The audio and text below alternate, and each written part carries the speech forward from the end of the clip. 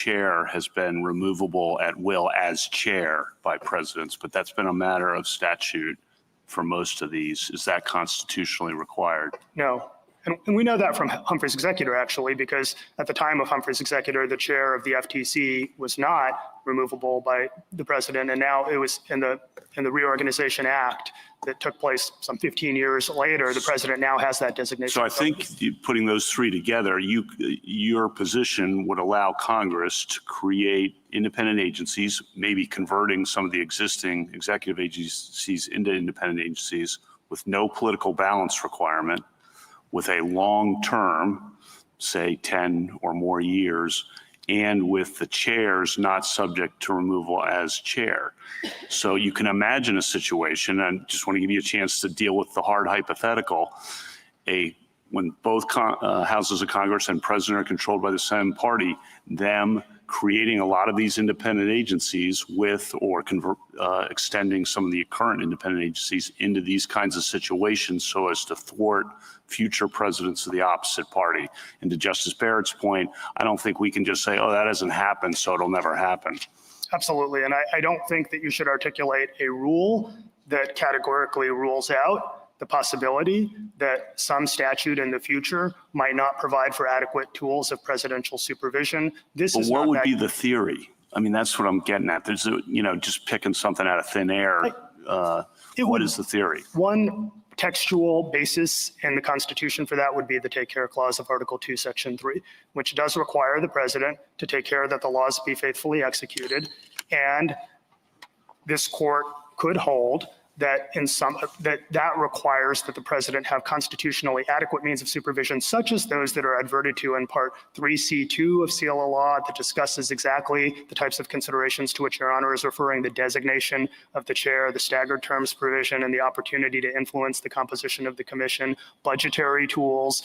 All of those the FTC has, and so we're on the right side of the line wherever you draw that line. But I guess the bigger point is that historically, this is a problem. This is a problem that has been resolved through a process of political accommodation. And there's no reason to believe that that process, which has been adequate for a very long time, will not be adequate in the future. But if it is, the court can keep open the possibility that there will be time enough to decide on new constitutional rules. How do you answer the accountability theme, which I think is the theme of the other side, is that independent agencies are not accountable to the people. They're not elected. As Congress and the president are, and are exercising massive power over individual liberty and billion-dollar industries, whether it's the FCC or the FTC or whatever it might be? May I answer? Sure. It is an entirely legitimate concern, but there are countervailing accountability and liberty concerns on the other side. And so, for example, we have an amicus brief that is submitted by the Reporters Committee for Freedom of the Press in this very case that talks about real dangers to freedom of the press, to individual liberty, to free speech rights that would result from saying that agencies like the FCC are all of a sudden subject to at-will presidential removal. And they discuss the history, just as one example, this precious First Amendment right that could in every meaningful sense be jeopardized if we abandon long-standing history and retroactively invalidate the independence of independent agencies. The last thing I would say, if I may, Justice Kavanaugh, in response to that point on political accountability, is that I think it would be a really unfortunate way to vindicate the principle of democratic accountability for this court to effectively invalidate. We're not talking about 1 or 5 or 10 or even 15. We're talking about more than 24 traditional independent agencies that have been established by statutes enacted by the people's elected representatives and signed into law, all of them by democratically elected presidents. If it is really true that these kinds of for-cause removal protections, which after all authorize the president to fire commissioners just for good cause, if they really pose this fundamental threat to the republic, petitioners could take their argument across the street and Congress could solve the problem tomorrow. They're not willing to do that. Thank you. Thank you, counsel. You mentioned Humphrey's executor quite a bit, and also CELA law. And the one thing CELA law made pretty clear, I think, is that Humphrey's executor is just a dried husk of whatever people used to think it was, because in the opinion itself, it described the powers of the agency it was talking about, and they're vanishingly insignificant, has nothing to do with what the FTC looks like today. And yet it seems to be your primary authority.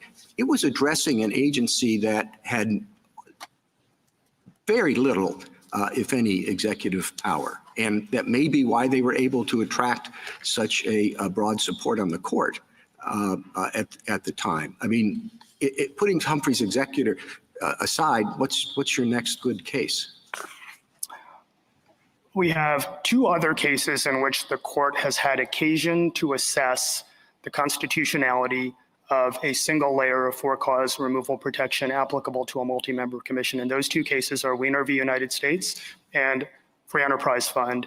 In both of those cases, the court unanimously concluded that a single layer of for-cause removal protection does not offend the separation of powers, even with respect to agencies that were wielding what everybody today would consider significant executive authority. Well, certainly Weiner is sort of a protege of Humphrey's and does exercise significant authority, but of an adjudicative nature. And I don't know if that, again, should be considered in a direct line from Humphrey's or an entirely different situation involving adjudicative authority that the court did not say in deciding Humphrey's was at issue. A couple of responses to that, Mr. Chief Justice. First, petitioner's theory is based on the assumption that anytime you have an officer who is acting outside the auspices of Articles 1 and 3, no matter what kind of function they are discharging, what they are doing, quote, is and must be deemed an exercise of the executive power. And if that is true, that sweeps in the commissioners of the War Claims Commission, it sweeps in the Federal Reserve, it sweeps in the Court of Appeals for the Armed Forces. Their constitutional theory cannot be distinguished on that basis. Well, what about the regarding them, as I think Justice Gorsuch was discussing at one time, as adjuncts to the judicial authority, which would be something that would cover the court, I think, in Weiner? If this is a viable distinction to say that there are certain functions that are being performed that are of an adjudicatory nature and that some kind of exception should be carved out for that, then why not for the FTC, which after all does exercise adjudicative powers? Indeed, as this court explained in Axon Enterprise v. FTC, the FTC— Well, sure. Go ahead. The FTC stands in the shoes of the district court. In such cases, it's doing exactly the type of thing that district courts do. It's finding facts and reaching conclusions of law. Yeah, but it does a lot of stuff in addition to that Weiner, the court in Weiner did not do, and many of these other entities that you've been talking about with exercise judicial responsibilities might properly be considered adjuncts to the judicial power in Article 3, as opposed to purely executive power, which was not at issue in Humphrey's or Weiner. Two responses to that, Mr. Chief Justice. Sure. In Weiner, the claims commission members were making final and unreviewable determinations with respect to claims for compensation, and they were getting no judicial review. That was final determination. But the more important point is that in Free Enterprise Fund, there was all manner of executive authority that was being wielded by we're not talking about the 1935 FTC, we're talking about the 2010 Securities and Exchange Commission and the 2010 Public Company Accounting and Oversight Board. This court characterized the board's functions as involving enormous power to regulate an entire industry. Nobody would say that that was not executive, and nevertheless, the court unanimously concluded that a single layer of for-cause removal protection, exactly what we have here, is constitutionally permissible.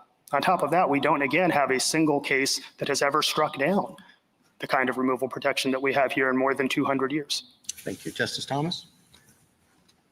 You used, when I asked you, or when a number of us asked you about making some of the currently the executive branch cabinet level agencies multi-member agencies, you resorted to the functionality of the current agencies, such as Commerce, as precluding that, or at least as being a basis for not doing that.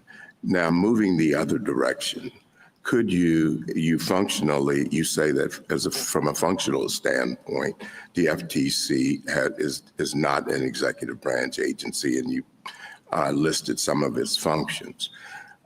Could Congress convert the FTC to a single member head with the same protections? Because it engaged in the discharging the exact same functions. No, under this court's precedent. No, could they under the logic of your argument? No, we accept seal of law as not only the law of the land, but as being correct. So what's the limitation? Your argument was functionality before, not necessarily precedent. And I'm interested in why would the FTC functionally be any different as a single member head than it is as a multi-member agency? It is because seal of law is correct, not just because it's precedent, but because it's correct to hold that there is a particular danger to individual liberty that is posed by the single director, highly anomalous circumstance that had no foothold in history and tradition, and that vested a massive quantum of power in one person who was not directly accountable to the president. I don't understand why that's any different from a multi-member agency. For all the reasons, Justice Thomas, that this court explicated in seal of law itself, and in particular in parts 3C1 and 3C2 of the decision, where the court talked about basically two categories of considerations.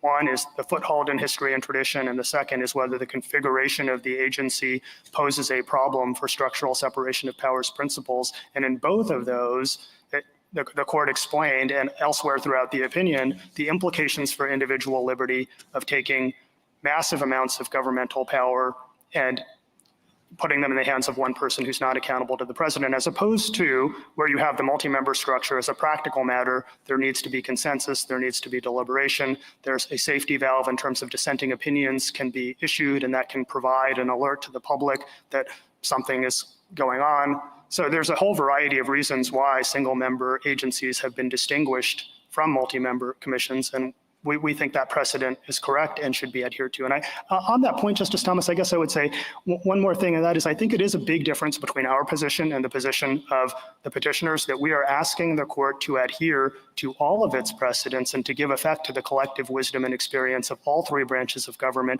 On the other hand, petitioners are asking you to abandon precedent after precedent after precedent. A lot of precedents would go south if their constitutional theory is correct, and a whole lot of history and dozens of institutions that have been around for a long time, that have withstood the test of time, that embody a distillation of human wisdom and experience, all of those would go south. Justice Alito? To follow up on Justice Thomas's question, suppose that the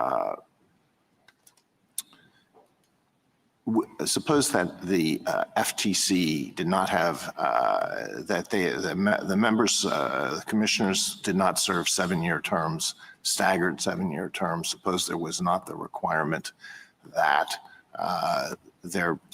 no more than 4 be members of a single political party. Suppose that they served very short terms. Why does it matter that it's a multi-member body as opposed to a single member body in itself? What is significant about that?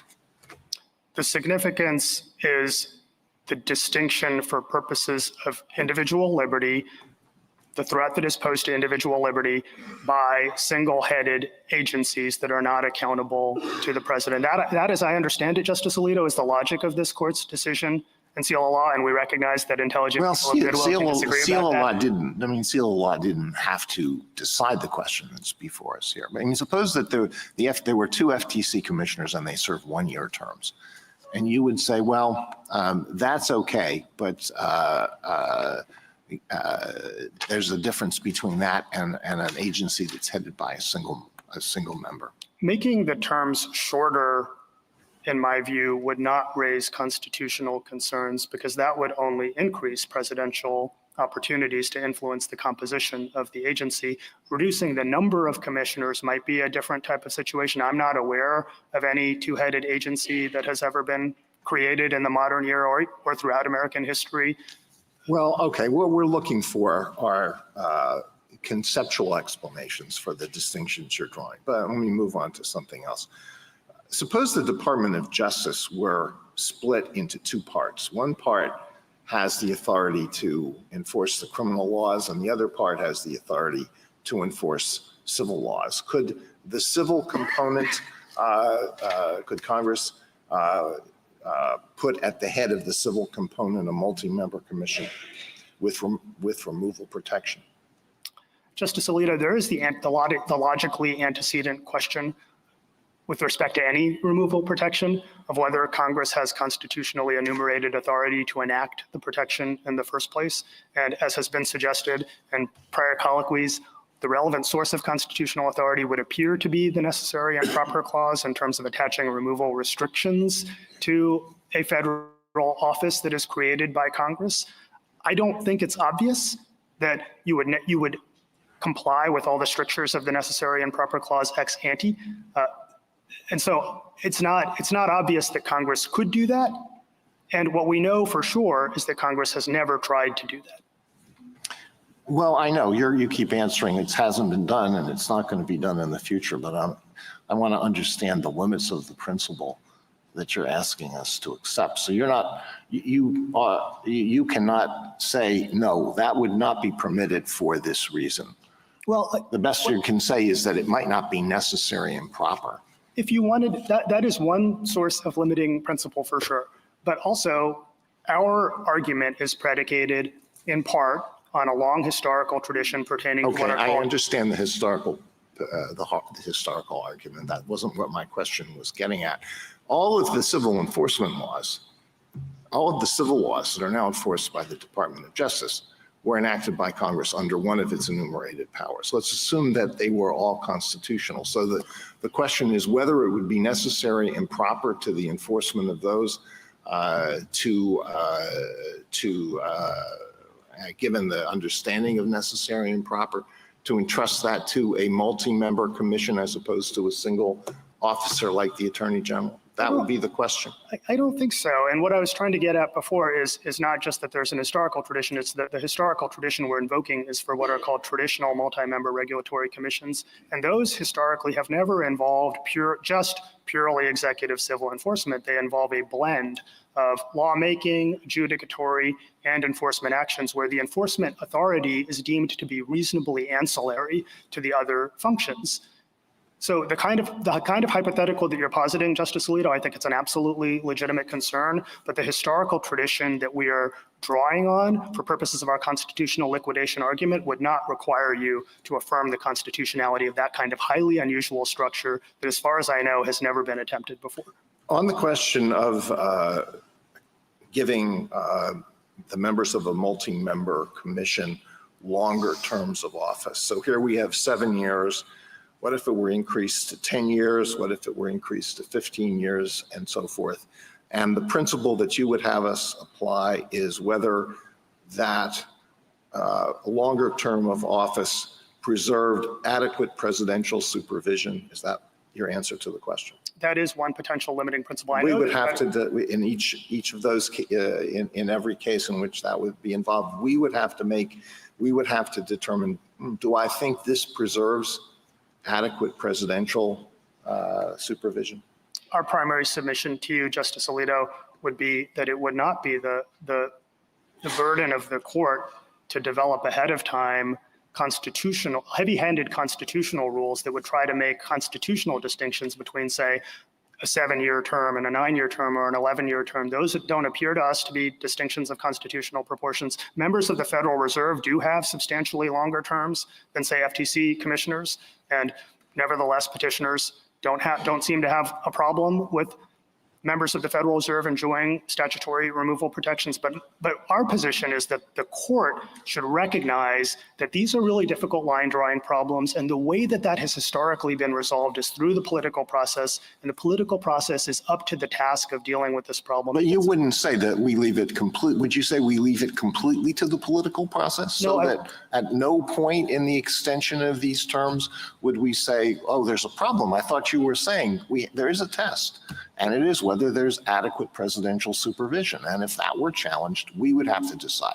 We would have to exercise our judgment about how much presidential supervision is necessary to satisfy constitutional requirements. Absolutely, the court should not relinquish its authority to establish judicially enforceable outer boundaries in this context. I just don't think that you're going to have to do that anytime soon, and you might never have to do it, but you should absolutely not relinquish your authority to do it. And there could be hypothetical scenarios in the future in which there's an arrangement that just palpably does not guarantee adequate presidential supervision, but that hypothetical risk, again, has to be measured against the real world chaos and disruption that will be caused by taking. Okay, one other question about where your argument would lead. So to go back to this issue of the various departments and whether it would be permissible for Congress to convert them into agencies headed by multi-member commissioners, by multi-member commissions with the members protected from plenary presidential removal authority. The test would be whether some limit on permissible, limit on exclusive and preclusive activities was exceeded. Our primary. Do they go to, if they're exercising any power that is exclusively and conclusively the president's, are they exercising too much of that? That would be the test in going through these departments? No, I think if they're exercising any power that is conclusive and preclusive, then you have a separation of powers problem. That's the solution to which is not necessarily to strike down the entire agency or even to eliminate the for-cause removal provision. It creates an analytically distinct issue about how you remedy that violation. But I think any conclusive and preclusive power that is vested in an agency that is not sufficiently accountable to the president is a problem. Okay, I thought you had answered, in answer to a prior question, you said a mere scintilla would not be enough, but now you say a mere scintilla would be enough to cause a problem. I may have misspoken before, Justice Alito, and if I did, I apologize, but our position is that if a multi-member agency is vested with the president's conclusive and preclusive powers and it is insulated from at-will presidential supervision, that is a separation of powers problem. It does 200 things, and one of the 200 things involves the exercise of an exclusive and conclusive presidential power. That would be too much. That would be too much with respect to that power, but maybe the solution to that is to sever out that power and not to strike down the entire agency. Thank you. Justice Sotomayor? Counsel, Sheila law involved the CFCP, and it relied very heavily on, focused very heavily on the novelty of the CFPB structure and the fact that it was a historical anomaly, correct? Absolutely, it was an anomalous structure that was deemed to pose a significant threat to individual liberty. All right. That's not the case here because we have a precedent of longstanding that says this is okay. The chief asked a question about whether the additional powers the FTC has gathered create a different situation. As I see it, and as the judge in the district court outlined very clearly, most of the original powers of the FTC when Humphrey's estate was decided are the same powers of today, correct? That is correct. And there is one power that I've identified that might be different, and that the FTC's cease and desist orders have now binding effect immediately, correct? I believe that's correct. So I think your point in response to Justice Alito is, if there's a power that the FTC is wielding now that trenches inappropriately, the answer is not to do away with the for-cause removal, but to eliminate that power, that individual power, correct? Correct, and an authority that is cited by petitioners in their reply brief, Barr v. AAPC, supports that proposition. And so that should be the answer if there's been a difference in the powers or an expansion of the powers inappropriately. That is our position. Yes, the parties have not briefed severability at the merit stage of this case, and in the event that the court wants to reach that question, you might consider either supplemental briefing or remanding to the district court to decide that issue in the first instance. Thank you, counsel. Justice Kagan? Mr. Agarwal, it seemed to me that when you were talking to Justice Alito, you had more to say about this question of comparative risks and how we should balance the two kinds of risks and what we should be thinking about now. So I wanted to give you a chance to say that. But and within whatever you want to say about that topic, I was wondering if you could comment. A lot of these hypotheticals have been about, what if Congress structured an independent agency like this or like that?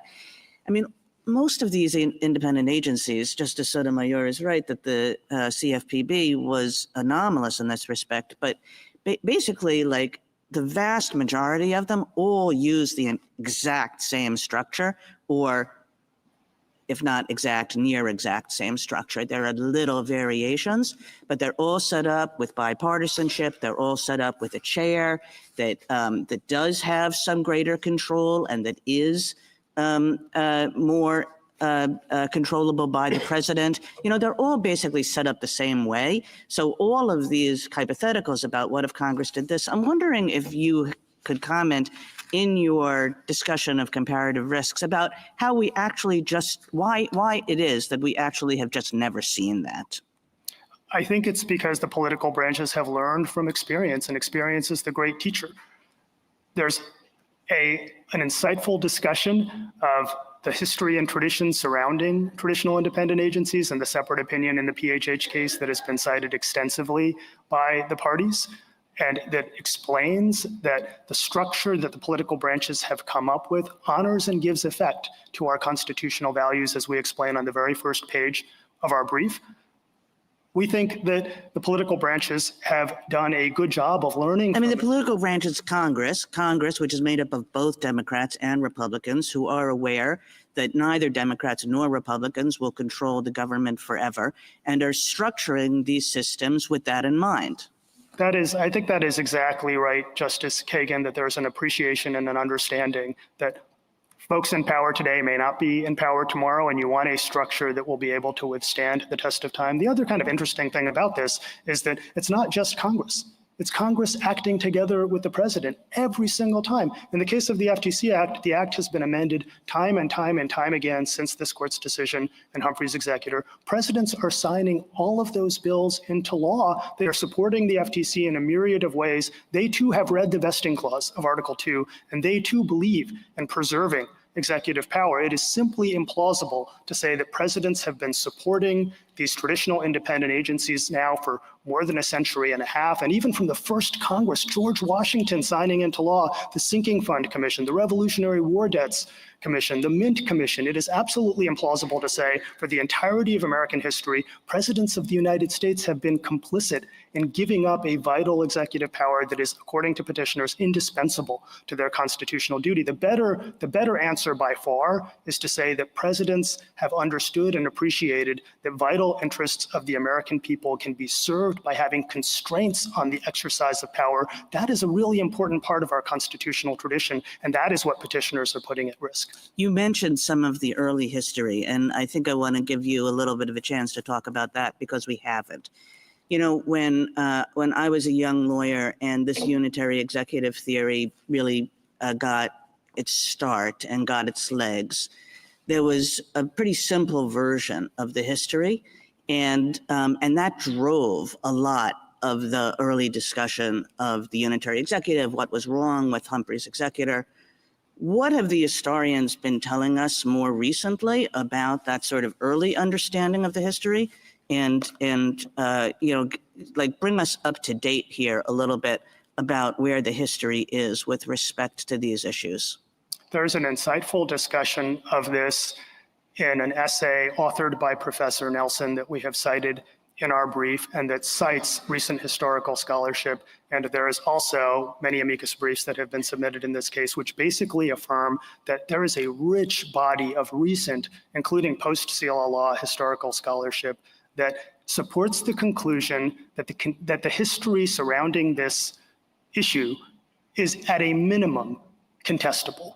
And that there is a whole lot of history, actually, that supports the proposition that the first president of the United States and the first Congress did not believe that the president always and everywhere had to have an absolute, illimitable, indefeasible power to fire every single head of any kind of commission exercising any significant governmental authority. We know that from the first Congress and the Sinking Fund Commission, the Revolutionary War Debt Commission, the Mint Commission, and I think there are some 10 other commissions, for example, that are discussed in Professor Norse's amicus brief, just by way of example. I think that's another virtue of our position, that we're asking the court to give effect not just to the decision of 1789, but also to the decision of 1790. The other side's not doing that. They want you to give a maximalist interpretation to, for example, the decision of 1789, which we agree settled the question of whether the Senate should be able to interfere with presidential removals. But everything else, as Professor Nelson explains, as many other scholars have ably explained,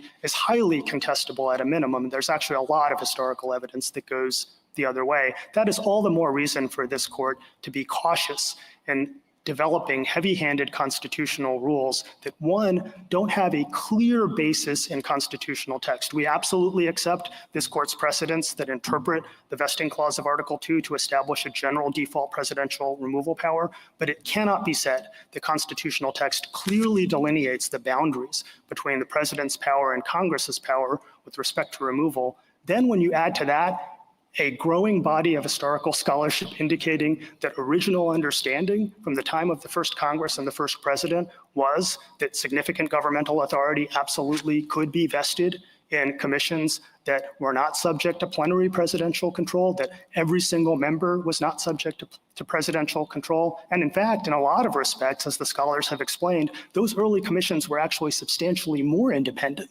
than modern day administrative agencies. For some of them, the president couldn't even appoint. He couldn't even decide who would be on the commission, as for example, with respect to the Sinking Fund Commission, where you had the Chief Justice and the Vice President were by operation of law installed on those commissions. So those commissions were in a lot of respects much more independent than modern day traditional independent agencies. Justice Gorsuch? Just want to explore, just for a brief minute, I hope, your scintilla of conclusive and preclusive power theory. You agree, I assume, the president is vested with all the executive power. Yes. You agree that he has a duty to faithfully execute all the laws. Yes. Civil and criminal.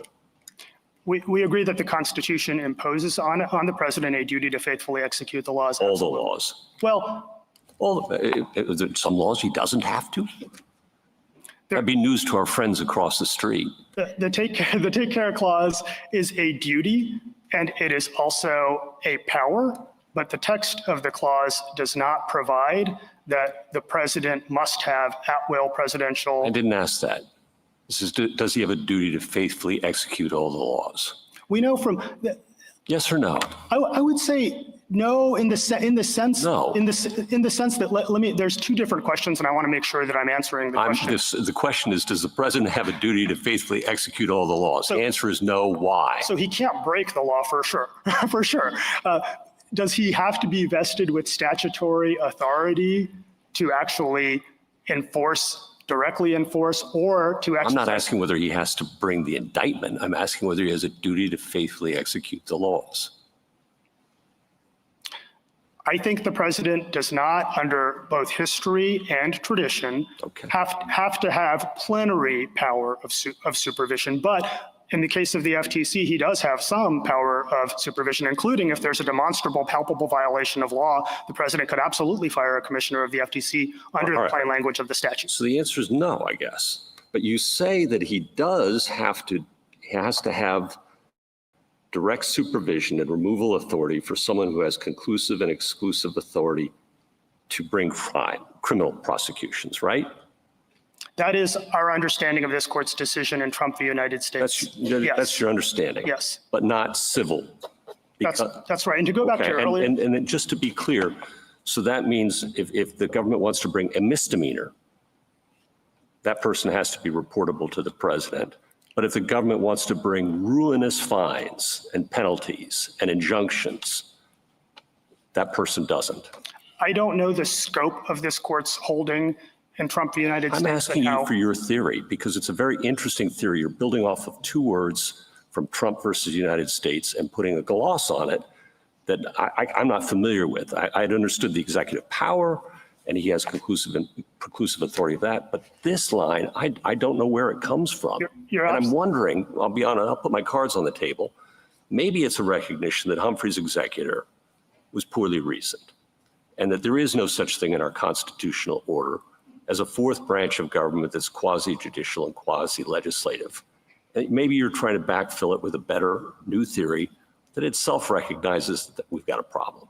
The theory that we are referring to, Justice Gorsuch, as we understand it, is not just based on this court's recent decision in Trump v. United States. It goes all the way back to Marbury v. Madison. And Marbury does not use the term conclusive and preclusive, but it absolutely says— And neither does Humphreys. It uses quasi things. It talks about the distinction between authorities that are vested in the president and the president's powers in the constitutional sense, and executive power in the constitutional sense. And it actually cites Marbury v. Madison for that. Oh, sure, I would hope it would. For that proposition. Yeah. And Marbury itself distinguishes in the context of removability of federal offices. I guess I'm just wondering, are we going to get, if we take your theory to backfill Humphreys and go down this road, how are we supposed to decide which powers are exclusive and for your purposes, as you understand it, not as I understand it from Trump v.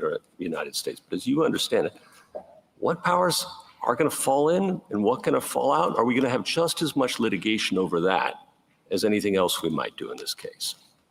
I don't think so. We've had this modern era of traditional independent agencies for a long time. We haven't had any precedent ever striking them down. And this court has not been, as far as I know, overwhelmed with difficult questions of line drawing. In fact, from 1935 to 2025, we had pretty much unanimity among courts that traditional independent agencies are fine. To go back to— You haven't had a lot of litigation over Humphreys and its limits and its boundaries. And I mean, seal of law, you invoke it as a great decision. We've had a lot of litigation. We do invoke seal of law as a great decision. We're always going to have litigation over the separation of powers, aren't we? There will always be litigation, absolutely. But the point is that this court's precedents affirming Congress's authority to work with presidents to create traditional independent agencies has not generated any significant problems, still less insurmountable problems. Thank you. Justice Kavanaugh? Try to tick through a few questions here. On Justice Alito's questions, you said independent agencies do rulemaking, enforcement, and some adjudicatory powers as well, but so do the traditional cabinet agencies do all of that too, or at least most of them do. So I'm not sure that helps you distinguish the independent agencies from the traditional executive agencies on the earlier questions, but I'll just leave that. You said you agree with, I think you said you agree with all the court's precedents. Yes. That includes everything in Myers. We agree with the holding of Myers. Do you agree with the opinion in Myers? No, and a lot of the reasoning in Myers went too far, and that was part of what the court decided in Humphreys. On the text of Article 2, we haven't talked a lot about the theory by which you get to the other side's position from the text. The first 15 words, the executive power shall be vested in a president of the United States of America. For the president to exercise that power, he needs subordinates. For him to, and he needs to be able to supervise and direct the subordinates, and to supervise and direct, he must be able to remove those officers at will. This is the theory. Otherwise, and this is what I want to get your answer to, otherwise a subordinate could ignore the president's supervision and direction without fear, and the president could do nothing about it. You agree that's the implication of your theory, correct? That the subordinate could disregard the president's instruction, and that in some circumstances, the president could do nothing about it. Yes, in some circumstances, but not under the FTC Act in the modern era of traditional independent agencies. If there was anything like malfeasance, if there was neglect of duty, so that would be associated with law breaking, as Professor Manners discusses in her amicus brief on the INM standard. But generally, if the president says, I wish you'd pursue a more aggressive enforcement policy, and the head of the agency says, I'm not going to do that, there's nothing the president can do about that, right? If it's just a matter of enforcement priority, that's right. And or I would want you to issue a new rule in a particular way that does a particular thing, because I think as president, it would be better for the American people. And the agency head says, I disagree with that. I'm not going to do that. You agree that that's okay under your theory. That is okay under our theory. That's the judgment of Congress and the president. And as was pointed out in Ray Aiken, and as we've explained in our brief, this court's precedents don't stand for the proposition, Justice Kavanaugh, that we have to have those arrangements. They just stand for the proposition that the people's elected representatives in Congress and their democratically elected president in appropriate circumstances can come together and decide that vital interests of the American people, including preservation of liberty, and I don't think we should forget about that, including I agree. that can be effectuated by having these multi-member commissions. Two real world questions. You've mentioned many times you can just go to Congress to fix this. Well, once the power is taken away from the president, it's very hard to get it back in the legislative process. Kind of the flip side of what we were talking about in the tariffs case, because the Congress, the real world of this is the independent agencies shift power from the presidency to the Congress. Everyone recognizes that Congress has more control over the independent agencies than they do over the executive agencies. So Congress doesn't want to give that up. It's hard for the president to get new legislation passed that would, for example, convert an independent agency into an executive agency. Do you have an answer to that I think just leave it to Congress ignores the reality of the legislative process and Congress's desire to keep that power that they have had, that most people have recognized, over the independent agencies.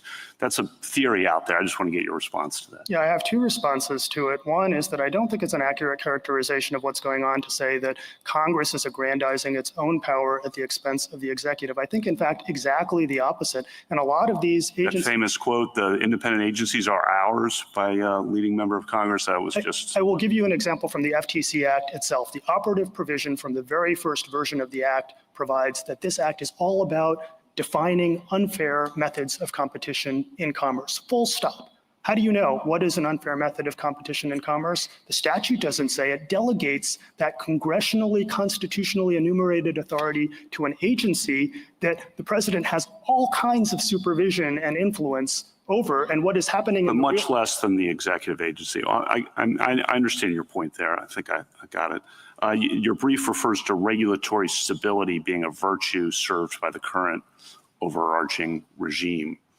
I don't think a lot of the regulated parties really think stability has been a virtue of the regime, because it goes back and forth when the agencies shift power. And so I think, unaccountable instability would be what they might say. So can you address why you think, and this is relevant to the stare decisis factors, I think, why you think regulatory stability is actually occurring at a lot of these independent agencies? Yeah, absolutely. So two things. One is that part of the logic of that comes from this court's decision just last term in the Chevron case, where the court said you can have a lot of regulatory instability if every single time a new administration comes into office, all of a sudden everything can change. Now, that is a problem on steroids if petitioners get their view, because you don't even have to wait for the administration to change. The president could just on a whim decide tomorrow that everything the agency has been doing is wrong.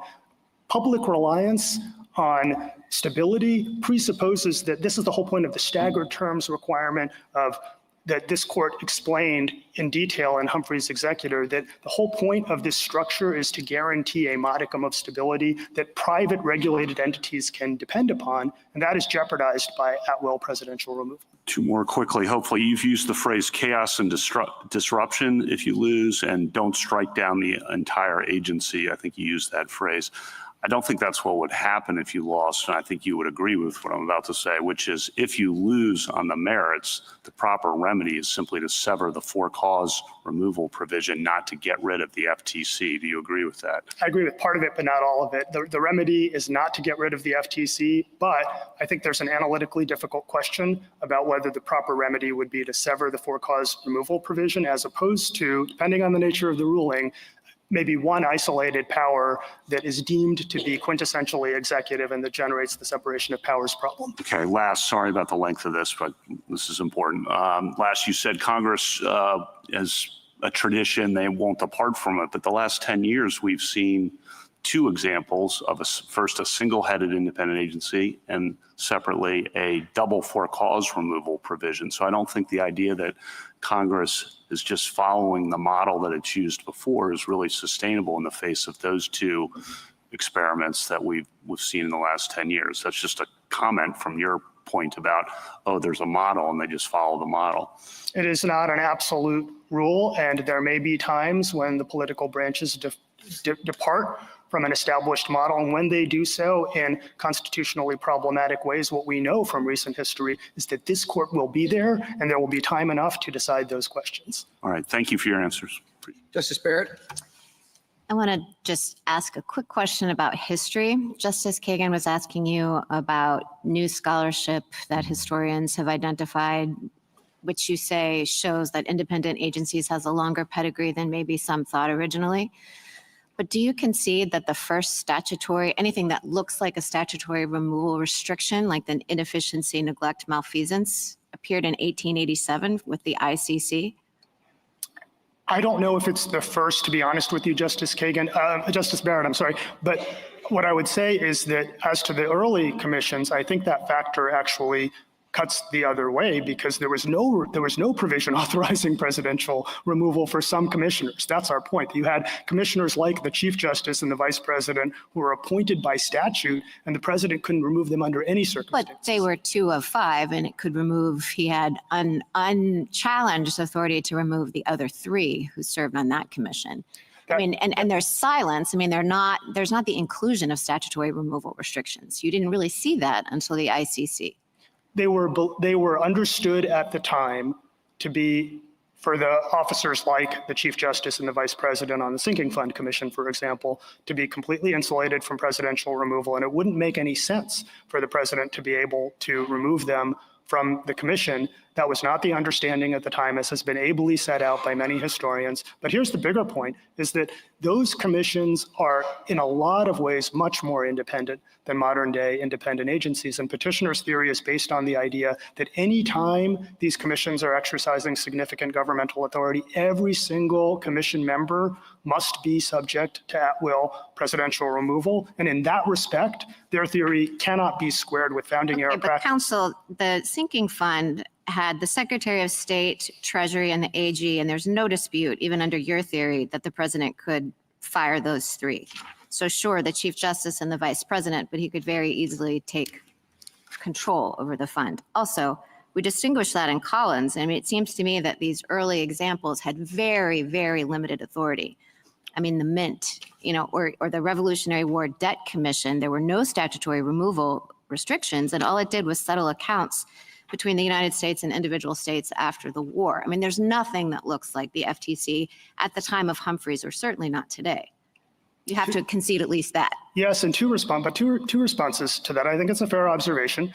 But first, for the Sinking Fund Commission, for example, maybe it didn't wield the broad panoply of authorities of the FTC. That's fair enough. But Alexander Hamilton thought that it was absolutely indispensable to the health of the national economy, and that this was about managing the public debt, and he thought that it would implicate the nation's stability going forward. That's why they thought this governmental function should be vested in this multi-member commission. So it was not something that was deemed to be insignificant by any stretch of the imagination. But one more point on the difference between the 3 members and the 2 members. We have real world evidence. This is not an abstract thing. We have real world evidence of Chief Justice Jay, I believe it was, who could make the dispositive vote difference in terms of the Sinking Fund Commission of when they make a decision that the president's cabinet supports, when they make a decision that they don't. And so the fact that there are some members of the commission who were concededly not removable at will by the president, that just makes our point that the first president of the United States and the first Congress emphatically rejected the constitutional theory on which petitioner's position is predicated. Counsel, let me say, let's say, just assume that I disagree with you about the history. Let's assume that I think, I'll grant you for this purpose that the decision of 1789, if you just took it in isolation, maybe not as conclusive as Myers thought it was. I'll just grant you that for purposes of this question. But let's say that I think the liquidation argument throughout the 19th century shows that by the time of the end of the 19th century, up until we get to the ICC, and the emergence of what starts to look like the more modern independent agency, that the government has the better of the argument. But let's say that in 1887, after the ICC, and then after the FTC, and then after Humphreys, when there was more of the explosion of independent agencies, that let's just assume, again, for this purpose, that at that point, yes, you do have precedents like Humphreys. Humphreys clearly is a good case for you. Do you still lose? If I think as of 1887, it was liquidated, it was settled, but then we did have cases and congressional practices that veered from that unbroken line. No, we don't lose. We don't lose on the merits, and we certainly don't lose on stare decisis. So on the merits, the doctrine of constitutional liquidation by historical practice absolutely can apply based on the last 150 years of But history. counsel, if it had the first, I mean, in the assumptions that I've asked you to make, it was liquidated as of 1887. So you think liquidation can kind of get a new restart, like kickstart in 1887? That is not just my view. That is the view of this court in cases like, I believe, NLRB, Canning, and Chiafalo. And I would also direct the court's attention to United States versus Curtis Wright Export Corporation, where the court said, you have 150 years of historical practice. That's enough. Okay. Justice Jackson?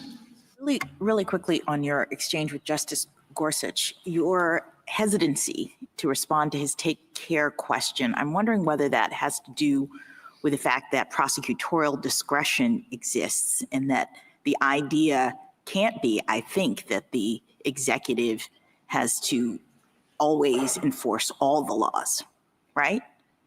I think that's right, and the very authorities that petitioners cite in the reply brief actually stand for that proposition. In cases like United States v. Texas and the Heckler v. Cheney case, the court went out of its way to expressly and unambiguously affirm Congress's authority to regulate prosecutorial discretion by statute.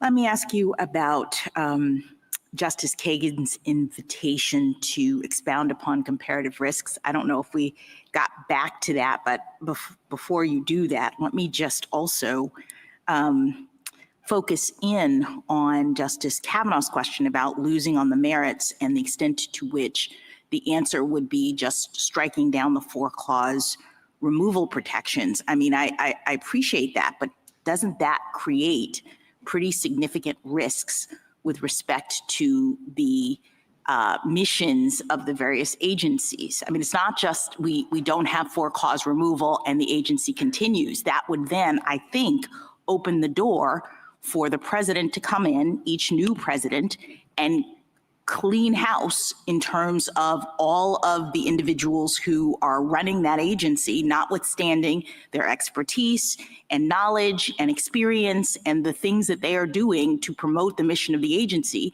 And presumably the president could install whoever he wanted in those positions. And that, I think, creates risks. So why don't you talk about the comparative risks of your formulation or understanding of the different constitutional dynamics and what the government says should happen in this situation? Sure, there are real world risks that are palpable that we know can materialize very quickly if petitioners get their way. And think about it in terms of commissions like the Federal Elections Commission. Would anyone want those sensitive election-related determinations to be under the plenary control of a political actor? Think about the Nuclear Regulatory Commission. Can't Congress and the president come together and say those types of technical determinations that could have massive implications for the public in all kinds of ways should be made by a multi-member body of experts? And if there's any kind of problem with the way those commissions are working, they can be changed by the political branches in a heartbeat. And presidents, as far as we know, are not even trying to change them. It's not like they're coming to this court and telling you, we have a big problem, we've been lobbying Congress, and Congress is just, to Justice Kavanaugh's earlier point, they're just not going along with it, and they're not doing the right thing. Presidents are not even trying to go to Congress to get these 4-clause Because removals. presidents have accepted that there could be both an understanding of Congress and the presidency, that it is in the best interest of the American people to have certain kinds of issues handled by experts who, and I think you were in your colloquy with Justice Kagan, you identified the fact that these boards are not only experts, but they're also nonpartisan. So the seats are actually distributed in such a way that we are presumably eliminating political influence because we're trying to get to science and data and actual facts related to how these decisions are made. And so the real risk, I think, of allowing these kinds of decisions to be made by the president, of saying everybody can just be removed when I come in, is that we're going to get away from those very important policy considerations. You will get away from those policy considerations, and it will create opportunities for all kinds of problems that Congress and prior presidents wanted to avoid, risks that flow inevitably, just given human nature, the realities of the world that we live in, risks associated with extreme concentrations of power in the hands of one person. Can you talk about the FTC? This is my final question. Why would Congress have thought it important to make this agency in particular independent? I think in large part because Congress had tried it, experimented with alternatives in the past. They didn't just do this on a whim. They tried to legislate on their own, and they determined that it was not practicable for Congress to exercise its own constitutionally enumerated authority to regulate commerce by, for example, specifying ex ante all the different things that would constitute unfair methods of competition. And so what they wanted was an expert agency that could take on that task and that would be insulated from political pressure, not just emanating from the president, but emanating from Congress too. Congress is giving away its own power to some extent. So your point is that they were doing something important for the interests of the American people, not with an effort to try to strip the executive of any authority or anything like that, but to fulfill its own Article I obligations to legislate in the best interest of the American people. Absolutely, and in a lot of ways, they're giving the president more power than he had before, because the president wouldn't have the authority to determine what are unfair methods of competition all on his own. And that's what will be the practical result of accepting petitioner's theory, that tomorrow you'll have a situation where the president can come in and unilaterally decide. This is a quintessentially lawmaking function. Unilaterally decide what constitutes an unfair method of competition, what constitutes an unfair trade practice. If that was going to be the law, why wouldn't Congress just reserve that power to itself? Thank you. Thank you, counsel. Rebuttal, General Sauer. Thank you, Mr. Chief Justice. 2 quick points. On the sort of parade of horribles argument that's being made, I think it's very telling that Mr. Agarwal, one of the last things he said is that the FEC has to remain independent. But of course, the FEC does not have statutory removal restrictions. And under Braidwood, the president already has the power to remove the commissioners of the FEC. Therefore, the notion that like this is the end of the world, it's going to change the structure of our government, the lead counterexample that's given is one that's already been decided by this court's cases. Justice Barrett, regarding the question of historical liquidation, we think the case that you ought to look at is Powell against McCormick. It's very analogous to the sort of historical, what happened in the history here. In that case, Congress, from the time of the founding until the Reconstruction Congress after the Civil War, had interpreted the Constitution to not allow it to refuse to seat a member of Congress other than the reasons that are set forth explicitly in the Constitution, the Qualifications Clause. The Reconstruction Congress changed that and decided not to seat a couple of former members who had too close ties to the Confederacy. And after that, for the next 100 years or so, Congress then started exercising that power, not often, but intermittently exercising the power to refuse to seat other members. And this court said in Powell against McCormick, what is decisive there in that point of constitutional interpretation is the liquidation that occurred in the 19th century, not the subsequent, again, very lengthy tenure of practice of Congress refusing to do that. And therefore, it held that Congress lacked the power to refuse to seat the congressman in that case. We think that's very, very compelling here. I think it's very telling that in this particular case, early on, Mr. Agarwal said twice that it is within the realm of possibility that Congress could take not sure how many, but a significant number of cabinet level agencies and convert them into multi-member agency commissions outside the government's control. How many of them it could do is really a creature of not a question, a constitutional question on his view. It's a question of statutory accident. Are there conclusive and conclusive powers in the organic statute there? If there are, maybe they could be excised. And obviously the devil's in the details here, because if those conclusive and preclusive powers are fairly broad, as the colloquy about civil enforcement powers illustrates, if they're fairly broad, then basically we would win this case and virtually every other case, because almost all the agencies, cabinet level or independent agencies, are going to have civil enforcement powers in most cases and so forth. But if they're narrow, then we have a situation where Congress could reconstruct virtually the entire executive branch outside the president's control. And that is not even a Republican form of government.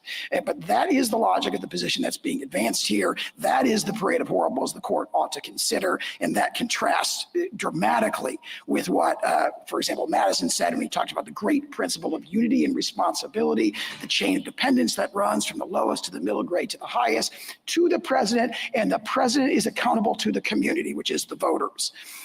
In short, Humphrey's executor is a decaying husk with bold pretensions. It has a powerful hold on the minds of some people within our constitutional system. It certainly seems to have a powerful hold on the minds of lower court decisions. The court should, the lower courts and their decisions. The court should overrule Humphrey's executor explicitly and restore the separation of powers to our government. Thank you, counsel. The case is submitted. The Honorable Court is now adjourned until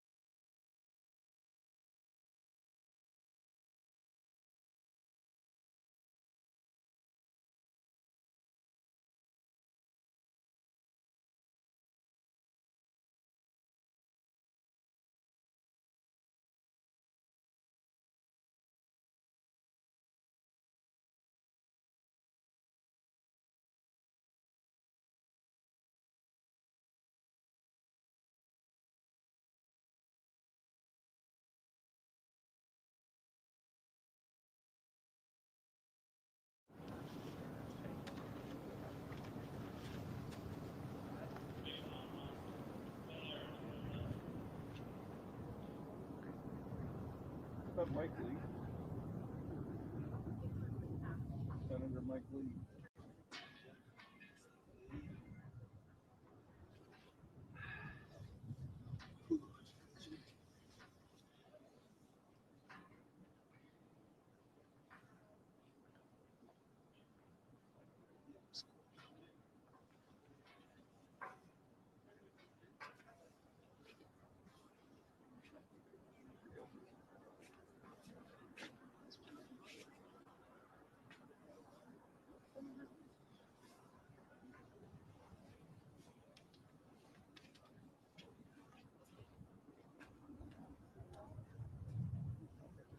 Good. Great. Busy, short kids, slots. Yeah. Every day. I thought we had to take off the whole week, every day. You get called by a magazine, not for me. I'm like, okay, I forgot. Yes. Like, I'm not giving me that. That was a good lesson. 2 years ago, professional services. Found it in my car. I don't know. I looked at it on my desk this morning. I was like, I should bring it.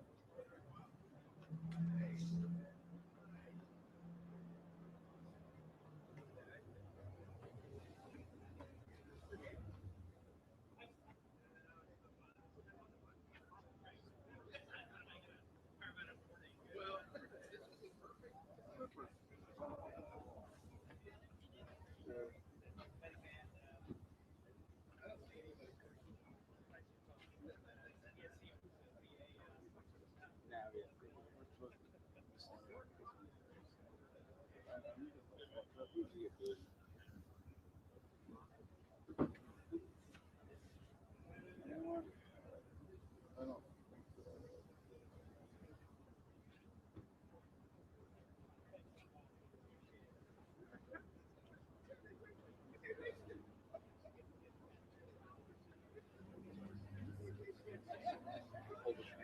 Yeah.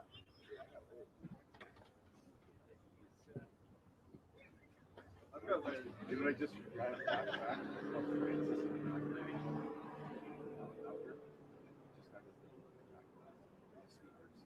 Guy with like tears. I would love you should have known better. Yeah. He was stunned. There is a real lack of happiness. Well, I got to go home at like 2:30.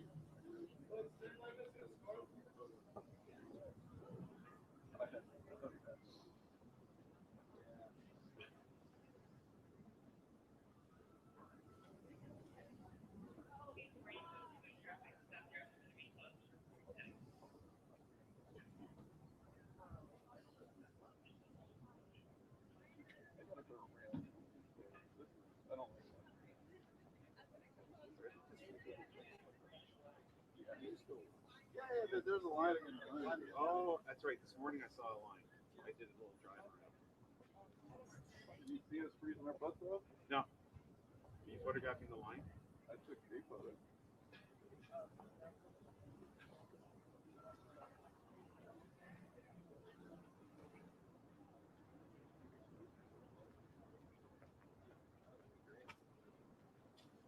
The ideal.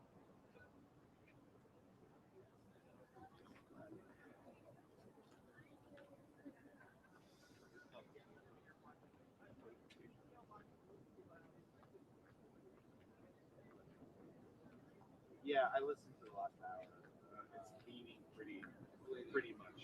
Yeah. To the.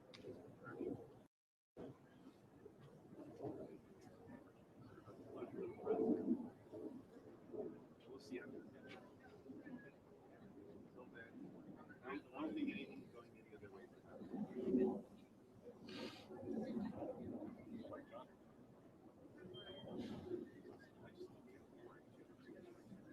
That's a big surprise to me so far. Like, she completely ignorant. It's like, she makes very selfishly sat down with the strategist and they said, what's your future plans? She said yes. They said, okay, this is what you need to get ready because it's not going to be around. So, governor, that's what we're saying, whatever you're thinking. No, but that's what we're seeing. They don't know that Trump figured it out. Anyone filling that vacuum, it's gonna be a race to the bottom.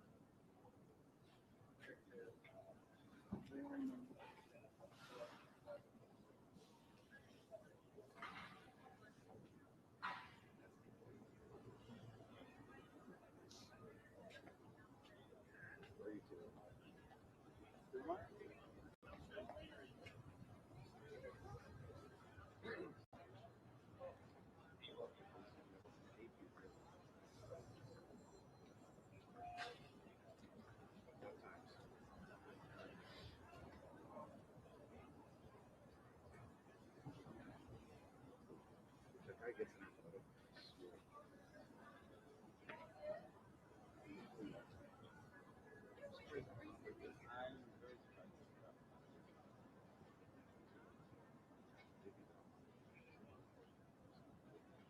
Maybe this is a new.